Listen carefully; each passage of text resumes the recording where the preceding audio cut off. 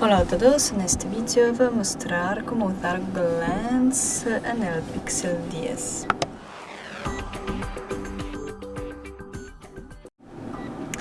Tocamos aquí.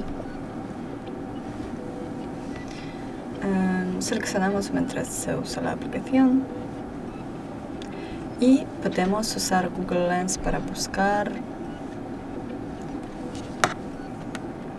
Tocamos abrir cámara, seleccionamos buscar.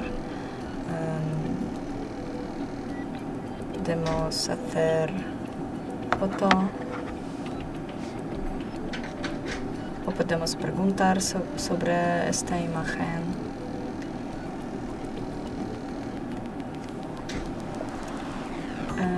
O podemos seleccionar traducir y hacer foto de un texto y traducir. Y eso es todo. Gracias por ver, denle like y suscríbanse a nuestro canal. Adiós.